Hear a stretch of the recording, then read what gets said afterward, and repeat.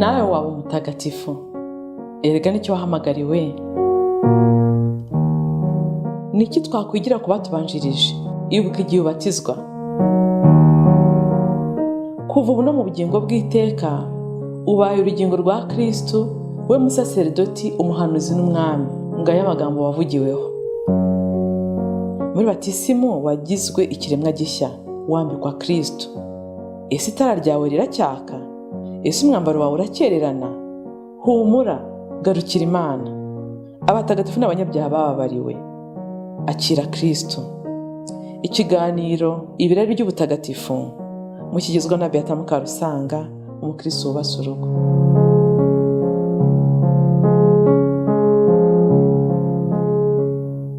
Bavandimwe, muri iki kiganiro ibirari by'ubutagatifu hobe Kristo Yezu akuzwe, hashize iminsi myinshi mbohereza amaudio nta video, ariko noneho ndongera ndabonetse. Ndizera ko bizakomeza kuko ntabwo ari ngiye gusaba biba biturutseho, hari abandi babamfasha tukuba tugomba kubonana tugakorana. Rero uyu munsi natekereje ko twaganira tuganisha kuri yubile y'ubukristo turimo. Yubile y'imyaka 2025 yo gucungurwa kwa bene muntu, harimo no mu Rwanda yubile y'imyaka 125 ivanjiri igeze mu Rwanda. Ndabiganisha rero mu ikiganiro cyacu ndashaka kukiganisha mu kwigira umuntu kwa jambo. Impamvu turi abakristo, impamvu dufite kiliziya, nuko Imana mu bushake bwayo yatumye umwana wayo Yezu Kristo akaza ku isi. Wari jambo akigira umuntu mu nda ya Bikira Mariya. Numva rero ari impano ikomeye cyane dufite kuba twebwe abariho ubu ngubu turimo twizihiza iyo myaka 2025 Imana yigize umuntu. Nimutekereze ibyo bintu ubundi bwo tubasha gukora tukabyumva, kubona Imana mu bana bwayo yitaba ibiremwa byose, idafite ikibisaba ngo Imana, idafite icyo n'ibisubizo byacu ngo ntacyo byongera ku buhangange bwayo, ahubwo nitwe byungukira. No kubera icyatumye amanuka mu ijoro ni twebwe abantu no kugira ngo dukire. Rero iyo ni impano ikomeye cyane y'Imana.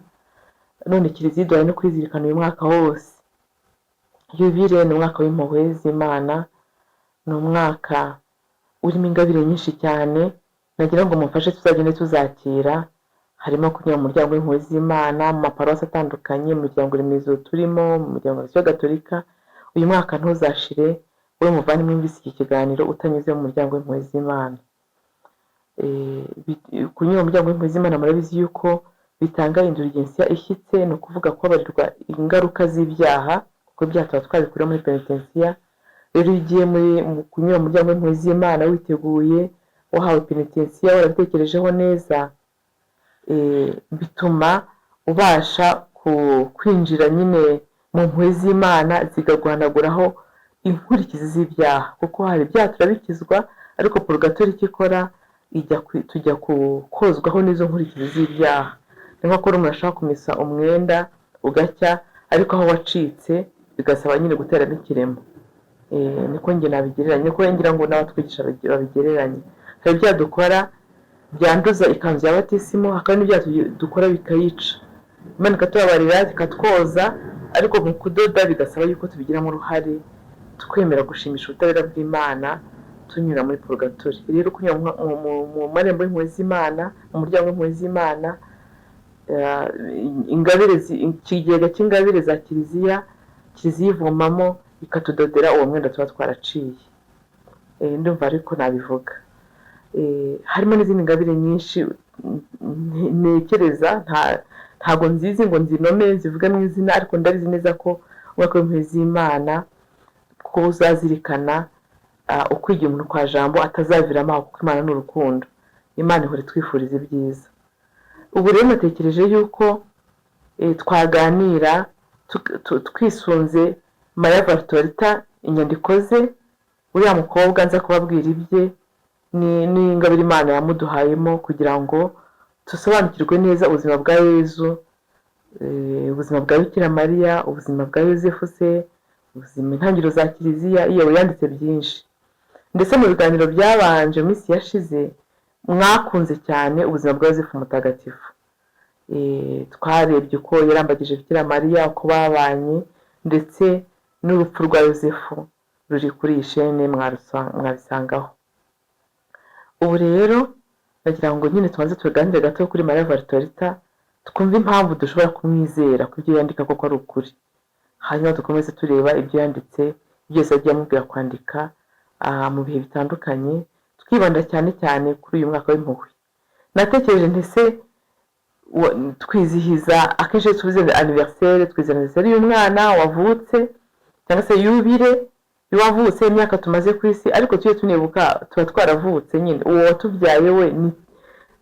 Ngira ngo nawe uyu mubyeyi unyumva, niba uri umubyeyi yujuje anniversaire y'umwana wawe uhita wibuka cya gihe muri maternité wagiye kumubyara, cya gihe byabise, cya gihe umuterura bwa mbere, cya gihe yonkabwa. Hari ibintu byinshi uhita wibuka, hariyo hari anniversaire.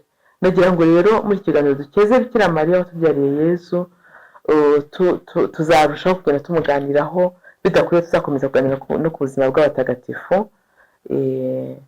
Buhoro buhoro tugenda tubivanga, turebe ubuzima bwa Bikira Mariya, ubuzima bwa Yesu se bwihishe wenda butanditse cyane muri Bibiliya, cyangwa se bwihishe bwanditse, ariko noneho Maria Valtorta abivuga bitomoye n'amadetaye menshi uko Yesu abimwereka, avuga sene nazi kuba ari inkuru cyane nk'uko mwabibonye mu biganiro byabanje. Ubwo rero ndakeka ko ibiganiro nk'ibi ngibi bizabafasha atari kubaryohera gusa, ahubwo bikanabafasha gukura muri roho. Rero Maria Valtorta ni muntu ki? Maria Valtorta ni umwanditsi wanditse igitabo cyakunzwe cyane kiri mu mavolume 10 cyitwa L'Evangile tel qu'il m'a été révélé, ivanjiri nk'uko nahishuriwe. Acyandika bwa mbere yashatse kucyita ngo igisigo cy'Imana muntu, le poème de l'homme Dieu. Hanyuma ubu rero iryo zina rya kabiri ryafashe cyane, ivanjiri nk'uko nahishuriwe. Yavutse rero tariki 14 z'ukwa gatatu 1897. Urumva ni mu gihe kimwe cya hafi na Tereza mwana Yezu. Ni umwana w'ikinege w'umugabo w'umusirikare witwa Joseph Valtorta n'umugore w'umwarimukazi w'igifaransa witwa Isis Fioravanzi. Ni Abataliyani bombi. Ababyeyi bo muri uwo muryango, urumva ni umwana w'ikinege. Ababyeyi rero bakomeje kugenda bimuka kenshi bimuse. Narebye nsanga mu nyandiko nasomye bimuse inshuro zirenga 6 bava ahantu mu mujyi umwe bajya mu wundi, ku mpamvu zitavugwa, ku mpamvu utamenya ngo bimutse kubera iki. Ariko nkeka ko cyane cyane kubera akazi ka se wari umusirikare.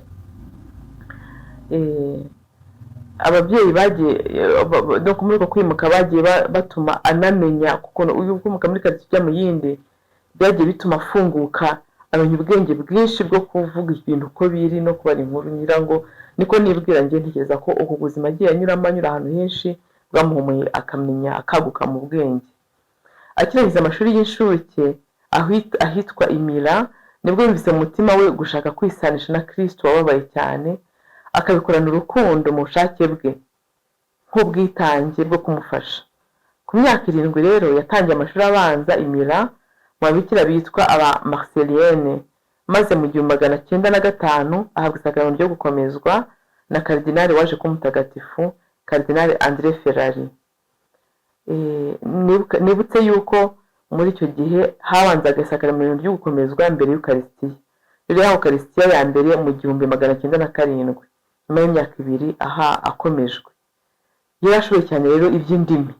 Mu myigire ye indimi zaramubangukiraga cyane, ariko imibare ntiyimukoze. Nyina rero azwi igitsure ndetse twakwita amahane, ku buryo byanabangamiye rwose bya ubuzima bw'uriya mwana akiri mutoya. Abungu twavuga ko yagize nk'ihohoterwa. Hari imvugo ubungubu zihari cyane zitabagaho. Rero nyina yangwa afite igitsure ubona gikabije. Maria Valtorta rero yagize abafiance babiri bose batandukana. Uwa mbere ni Maria Valtorta ubwe wabivuyemo, abona yuko badashobokanye. Urumva yaje kwiga amashuri y'imyuga secondaire normal technique y'icyo gihe, ari ku itegeko rya nyina, kuko urumva wowe winjira kwigira indimi ariko amujyana muri technique. Nyuma rero nibwo aje kubona fiance, ariko bakimarana amezi nk'arindwi ngo abone yuko nyina doko wari kumubera nyirabukwe ngo nawe arusha nyina hari amahane avuga ati ntabwo nava amahane amwe ngo njye mu yandi, agira ubwoba bivamo. Hanyuma uwa kabiri rero ni nyina amubujije, maze umunsi umwe arimo agendana na nyina rero mu muhanda, igihubutsi kimukubita umutarimba, kimukomeretsa impyiko, maze amara amezi 3 arwaye aryamye atava aho ari. Ibyo byabaye nk'intangiriro rero y'urugendo ruganisha mu mabare yari yarifuje kuba gufasha Yezu ko abantu bifuza ibintu bitandukanye pe abantu badaharanira ubutagatifu banyuze mu mabare bumva batangaje. Rero byamuganisha mu mubabaro, mu muhamagaro we wo kubabara abitewe n'urukundo. Mbese twamuvuga ko nawe arimo ame victim soul, bantu Imana ihitamo kugira ngo bahongere ibyaha by'isi mu mabare bisanisha n'ububabare bwa Kristo. Maria Valtorta yabaye mu migi 5 itandukanye, akamara igihe kuva ku myaka 2 kugera kuri 5, maze ibyo byose rero nk'uko yavuze bikaba byaramufunguye amaso. Cyane cyane imyaka 2 yamaze kwa nyirarume mu majyepfo y'Ubutaliyani ahitwa Reggio de Calabre, ku mugabo Belfanti wari uhafite amahoteli, yari umukire doko ari hafi y'amazi, ari ahantu heza, urumva ahantu ku mazi akenshi twese turakunda. Icyo gihe rero urumva ko atarakibana na nyina na se we n'undi akenshi abaga yigiriye mu kazi, ariko nyina urumva ntibari bakibana. Icyo gihe ngo yararuhukiye, yumva roho yigaruye imbaraga, ndetse yifuza no kujya mu muryango wa Action Gatolika bigoranye, ariko nuko yaraharukiye rero agaragara imbaraga nyinshi nyuma y'ibigeragezo, cyane cyane yaterwaga no kuba mu rugo rurimo ubwisanzure buke. Kuva rero mu 1924 barimutse nanone, bavanye kwa nyirarume barimuka, noneho batura burundu mu buzima bwari busigaye ahitwa Viareggio. Akomeza kuzamuka asanga Imana buri munsi. Mu nyandiko nyine nasomaga ndimo ntegura, avuga ko Maria Valtorta buri mwaka hari icyo yiyunguraga mu kumenya Imana, ukabona ko buri munsi ari nka ascension imuganisha ku Mana. Rero akenshi asingaga yishe mama we, noneho ariko kuva mu 1925 noneho ngo rwose bigaragaza yiyegurira urukundo nyampuhwe rw'Imana, yirundumira mu mpuhwe z'Imana, mu rukundo nyampuhwe rwayo, kuko yamaze kuba rwose kubona ko akunzwe kandi akwiye gukunda Imana yimazeyo. Maze rero mu 1931 yiyegurira noneho gushimisha ubutabera bwayo, ahongera ibyaha by'isi. Urumva ngo noneho yavuze yego kuri vocation yo kubabara. Kuva mu 1934 ubumuga bwaturutse kuri Mutarimba bwaje gukomera burakura, maze ahera mu buriri. Ni nabwo papa we yitabye Imana muri uwo mwaka. Maria Valtorta mu 1934 yarababaye cyane, yakundaga papa we, urumva niwe yaruhukiragaho, ariko kandi noneho yaramupfushije, n'ubumuga bwe burakuze, bwo kigera umva yatangiye kuryama noneho atabyuka. Mu 1942 umva amaze igihe cyose aryamye, Nyagasani yamuhaye amubuhiyemo, yamwohereje umusaserdoti witwa Pere Romualdi Migliorini, ari umupadiri babita ngo nabagarago ba Maria Servite de Marie, amubera umuyobozi wa roho. Kwa kundi nyine umuntu afite umupadiri umutega amatwi akamapenitensiya, akamufasha kumva ibimubaho. Bamaranye imyaka 4 rero yita kuri roho ye. Mu 1943 mama Maria Valtorta nawe yaje kwitaba Imana, maze kuva ubwo atangira kwandika ku buzima bwe kuko bisabwe na padiri, ariko akaba yaratangiye kwandika no ku buzima bwa Yezu kwezi agene mubwira mu 1913. Inyandiko za Maria Valtorta zatangiye urebye kuva mu 1913 kugeza mu 1947. Ibyinshi byanditswe kuva mu 1943, amakayi menshi ubona hari yandikaga mu makayi, harimo ibintu byinshi yanditse. Noneho arakomeza cyane cyane aganisha ku buzima bwa Yezu, avuga yuko 2/3 by'inyandiko ze zivuga ku buzima bwa Yezu by'umwihariko. Hanyuma ariko akaba yandika nyine ku bandi batagatifu cyangwa se ku bindi navuga ngo ku ntumwa za Yezu, avuga amasene y'ivanjiri ukumva akomeza ukabyumva. Ntabwo nawumva amavolimi 10 kandi buri gitabo gifite amapaje n'amagana, Nagatunyenga mu nyanja ikiganiro ndi gukora nka introduction kugira ngo dushishikarize namwe nk'abashobora gusoma izo ndimi z'amahanga kwa mwabyisomera, ariko tuzagenda tunavunguraho gake gake duherekeze nk'uko n'umushize twabigenje kuri buzima bwa Yosefu mutagatifu. Maria Valtorta yitabye Imana tariki 12 z'ukwa 10 1961. Ijambo rya nyuma yavuze ngo yaravuze ati ndangije kubabara ariko nzakomeza gukunda. Nguwo Maria Valtorta ndangije ku isi igihe cy'umubabaro, arangije kubabara ariko mu ijuru n'ubundi azakomeza kundi. N'ubundi koko nibyo winjiye n'ubwo mu rukundo nyabyo nibwo ugiye gukunda byuzuye. Nuko roho ye rero iva mu mubiri nk'uko padiri wamusengeraga yamubwiye ati zamuka rongera isitu, zamuka uve muri iyi si. Karamubwiye ati se warababaye arifuje ati none uyivemo genda rwose. Nawe rero aramwumvira rwose, ahera umwuka avuga ati ndangije kubabara ariko nzakomeza gukunda. Yashyinguwe tariki 14 z'ukwa 10 1961 mu buryo buciye bugufi cyane, nta bintu by'ibikabyo aho ngaho nyine iwabo muri wa mujyi. Nyamara tariki 2 z'ukwa 7 1973 ibisigazwa by'umubiri we byimuriwe i Florence, ashyingurwa no mu cyubahiro cyinshi muri chapelle ya monasteri y'ababikira bitwa aba Santissima Annunziata, wanza ari ababikira ba Annonciation. Rero inyandiko ze zashyizwe mu bitabo zirandikwa cyane, bumva bazikura mu ikayi bazicapa zanyura mu icapiro kuva mu 1944 kugeza mu 1947. Nizo bahereho bandika cyane, zikaba zarasohotse n'igitabo bwa mbere mu 1956, kikaba cyarasohotse ngo igisigo cy'Imana muntu nkuko nabivuze. Nyuma rero niyo byaje guhinduka ivanjiri nkuko nayishuriwe. Ayo rero yari amateka ya mutagatifu Maria Valtorta, mugize umutagatifu mbabarije, ntabwo kirizira mugira umwamfero bw'abatagatifu.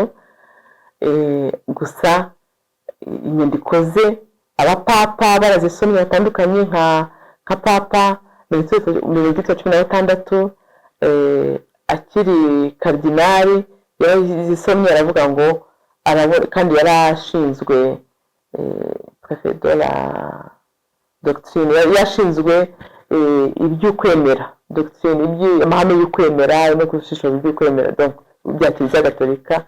Rero yabwiye abantu ati ndabona ibi bitabo nashishikariza abantu kubisoma. Rero ntabwo nibuka n'abandi, ntabwo mu gutegura ntabwo ngiye gusaba bisomye kera, ariko n'abandi benshi bakomeye muri Kiliziya Gatolika bagiye babona ko inyandiko za Maria Valtorta zafasha roho gukura. Ngiye ryo nari kwenda bavandimwe namumenye kera Maria Valtorta, mbura inyandiko z'uko mbishaka, ariko mu gihe cya Covid zaramerekeje rwose, zaramerekeje. Namenye neza uburyo Yohani intumwa yakunze Yezu pe, menya na kamere ya roho ya Yuda uko yari imeze, ntabwo amugambaniye, nagambaniye Yezu bimutunguye, yahoraga amushyogoza, ubona mugendaho ashaka ikuzo ry'isi, atumva impamvu atinya ingoma ngo abe agabane imisozi. Mbese Maria Valtorta akumvisha neza ubuzima bwa Yezu n'intumwa ze. Niho namumenyeye cyane, ndamukunda, nkajya numva inyandiko ze, nashishikariza n'abandi kuzisoma. Ibyo ni ku giti cyanjye, ariko wenda kuri Kiliziya mwareba wumva ama révélation privée, ibi biba bimeze nk'amabonekerwa n'iki, ntago buri umuntu ategetswe kubyemera. Ubyemera bishatse, utabyemeye ntago ubukoze icyaha. Ariko nanone wareba ese bikubaka kuki utabyemera kandi niba bitabujijwe, kuko ntabwo inyandiko za Maria Valtorta zibujijwe na Kiliziya. Ahubwo bashishikariza kuzisoma nubwo bataramushyira mu nzego z'abatagatifu. Rero dore uko Yezu avuga igitekerezo cy'Imana mu mugambi wo kurema Bikira Mariya. Ahangaha ntangire kuri Bikira Mariya nshaka kumukeza hamwe namwe ko watubyariye Jambo, wigize umuntu duhimbaza muri uyu mwaka wa yubile yo kwigira umuntu kwa Jambo, yubile y'uko Imana yaje ku isi. Yezu aterura avuga ati nari mu bitekerezo by'Imana igitangira kurema. Hanyuma akavuga yuko ibyo ngibyo mu buhanga, ni mu gitabo cy'ubuhanga umutwe wa 8 umurongo wa 22. Nuko Yesu arantegeka ati fata ikayi ikiri nshyashya, maze ku rupapuro rwayo rwa mbere ibyo nakubwiye tariki 13 z'ukwa 8 1944 ubyandike. Muri iki gitabo ndashaka ko bazamumenya. Nuko ndumvira ntangira kwandika. Yesu ati uyu munsi wandika ibi gusa: ubuziranenge cyangwa se ubusugi, mu nyandiko nyine basaba la pureté, ni umugenzi w'agaciro gakomeye ku buryo inda y'ikiremwa ishobora gutwara udashobora kubona hakwirwa, udashobora gutwarwa, celui qui ne peut pas être contenu, kuko we yari afite ubusugi bushyitse, ubusugi bukuru cyane ikitwa ikiremwa gishobora kugira.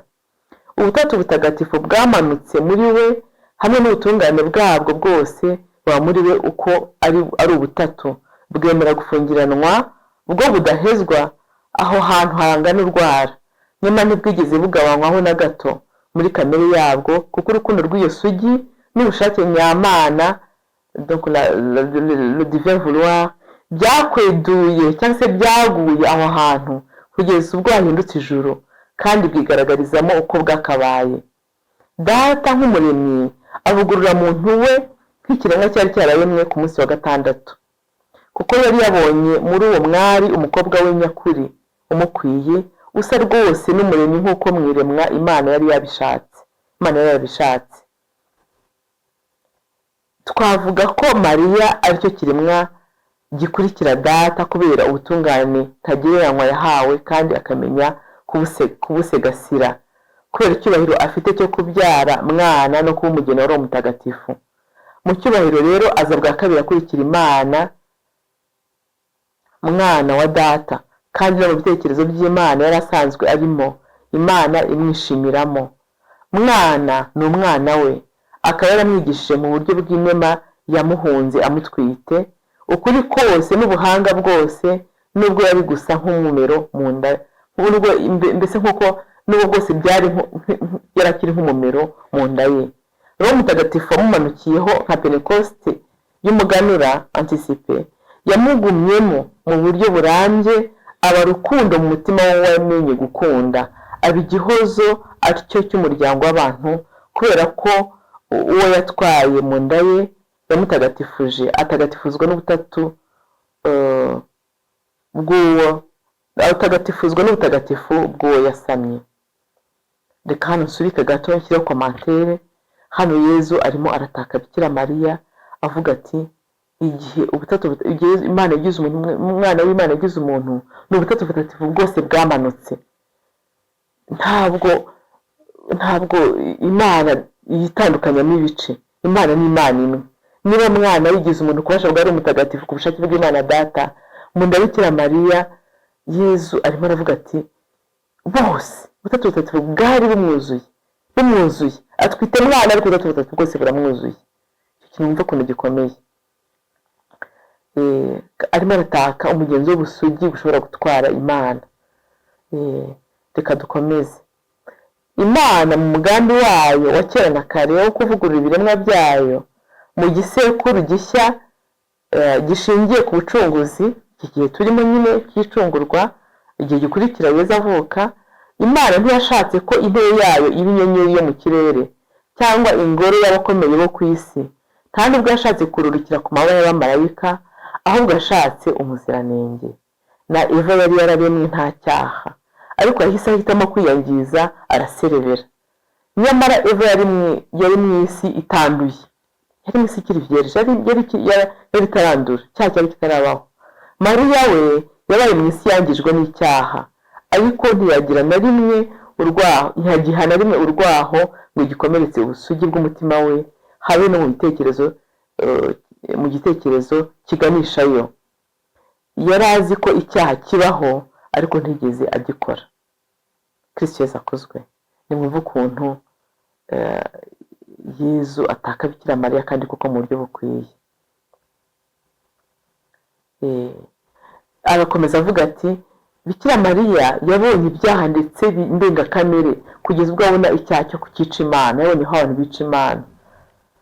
ariko ibyo byose yabimenyeye kugira ngo ahubwo abihongerere kandi atandukane nabyo by'iteka.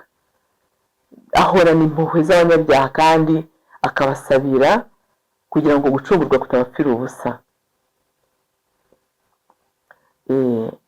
Ubwo rero ati ubwo butagatifu bwe nibwo bwatukomotseho abandi batagatifu benshi, kuko niwe ubakomeza akabigisha, kandi nawe arimo abwira Maria Valtorta nawe akubere umwarimu.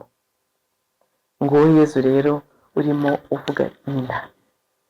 Hari n'ibindi byinshi yagiye amuvugaho, ndibuka hari ikigaragaza kumuvugaho amubwira abigishwa be, nacyo tuzakivugaho umunsi umwe.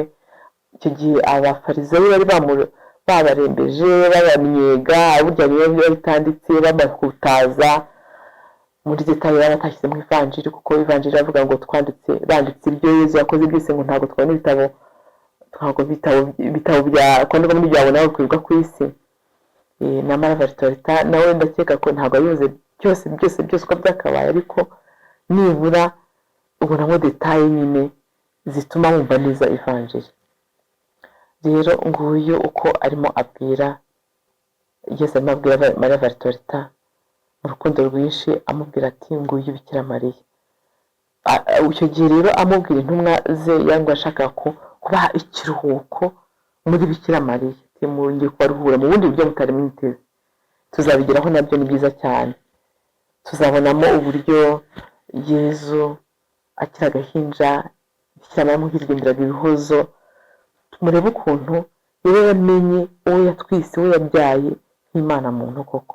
Ntabwo rero Bikira Mariya atungurwa rwose, yari ateguwe. Roho ye, nimutekereze roho y'umutagatifu umanukira ku ntumwa zikatangaza ibyo zizayatinye. Mutekereze rero umutagatifu wo muri Kiliziya, mutekereze abatagatifu bose ari muri Kiliziya, yewe nawe mutagatifu. Mutekereze ibitangaza byose n'umunsi bikorwa mu bubasha bwa mutagatifu mu izina rya Yezu. Ngo mutekereze no uwatwaye, wamutwise akamubyara, ku bubasha bwa Roho Mutagatifu abereye umugeni we. Ni ibiki yakora agiye gukora, ni ibiki yavuga agiye kuvuga, ni ubuhe bubasha Imana yamushyizemo. Hasingizwe Imana mu bamarayika batagatifu.